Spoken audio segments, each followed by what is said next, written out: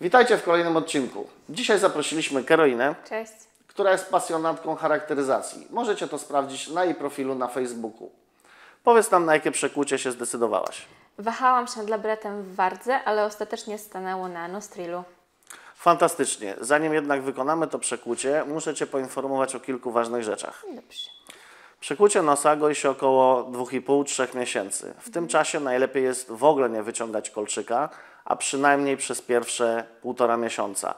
Jeżeli nie będziesz pewna, czy wszystko goi się dobrze, czy ten proces przebiega prawidłowo, przyjdź do mnie, skonsultujemy to, a jeśli zdarzy się taki moment, że będzie się nadawało to do wymiany, na pewno pomogę to zrobić. Super. Z racji tego, że jesteś charakteryzatorką, zajmujesz się makijażem innych, ale też i charakteryzujesz siebie. Tak. Czy w najbliższym czasie procesu gojenia, powiedzmy tych 3 miesięcy, planujesz jakąś charakteryzację swojej twarzy, swojej osoby? Tak, ale właśnie ze względu na to, że kolczyk będzie się goił, będę starała się i będę musiała omijać po prostu obszar kolczyka. Czyli wszelkie pudry, fluidy, podkłady, wszystkie preparaty do demakijażu omijają to miejsce, ponieważ może to wpłynąć na proces gojenia, czas gojenia, a nawet doprowadzić do infekcji. Czy na zagojonym przekłuciu będzie przeszkadzała kilkugodzinna charakteryzacja? Jeśli kanał jest wygojony, absolutnie nie. Żeby na przykład oszczędzić biżuterię, nie zabrudzić jej tymi wszystkimi specyfikami, można zastosować retainer. Jest to plastikowa zatyczka.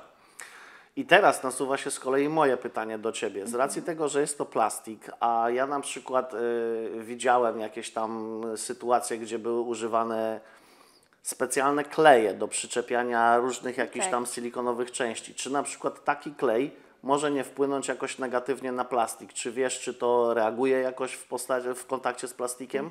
Jest dużo rodzaju klejów, ale żaden nie roztopiłby plastiku, także nie byłoby problemu używać takiego retainera. Czym taki klej należy usunąć z twarzy? Najlepiej alkoholem. No, alkohol nie powinien też reagować w kontakcie z tym plastikiem.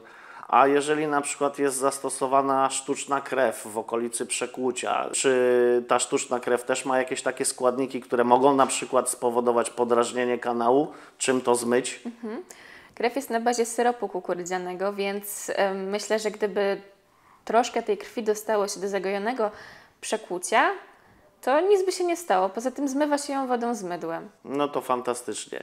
Czyli kwestię makijażu mamy już z głowy. Tak. A teraz może skupmy się na tak zwanych używkach. Jeżeli chodzi na przykład o palenie papierosów, jakichś strasznych restrykcji tutaj nie ma. Najważniejsze jest, aby dymu nie wciągać nosem i nie wypuszczać nosem.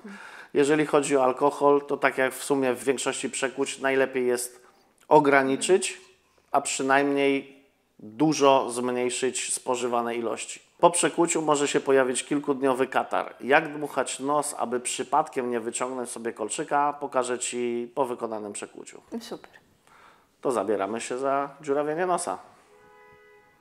Na czas gojenia kółeczka nie założę, ponieważ to może wydłużyć proces gojenia, a poza tym będzie Ci się niewygodnie czyściło. Jednak przymierzymy różne kółeczka, żebyś zobaczyła, jak będziesz z takim kolczykiem wyglądała i czy akurat to miejsce będzie Ci na przekłucie odpowiadało. Super.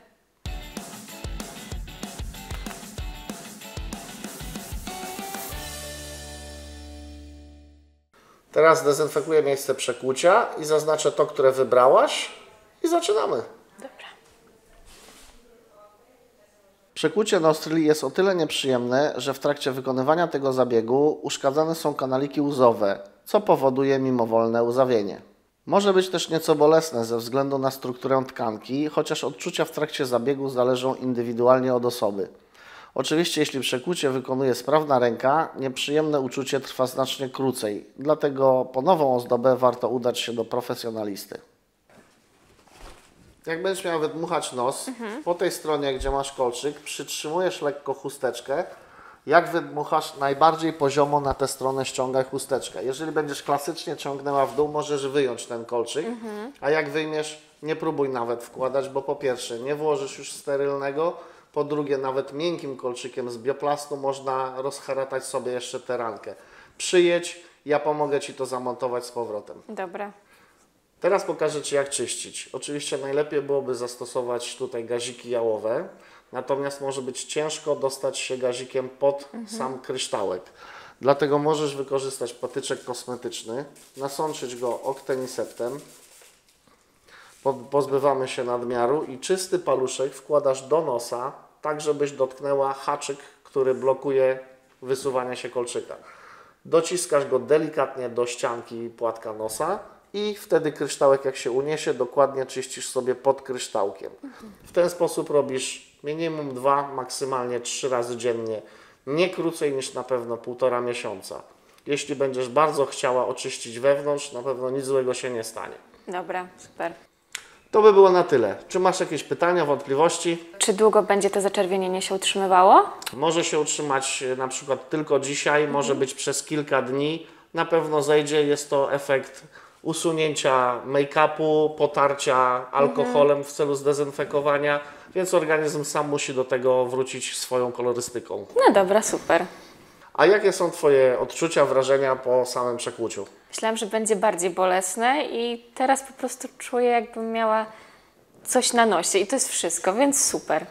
Bardzo Ci dziękuję za oszpecenie mojej twarzy, jest przepięknie. A ja Tobie bardzo dziękuję za udział w naszym odcinku. Was z kolei zapraszam do subskrybowania naszego kanału. Jeżeli chcecie wiedzieć coś na temat jakiegoś konkretnego przekłucia, zostawiajcie pytania w komentarzach. Pozdrawiam Was i do zobaczenia.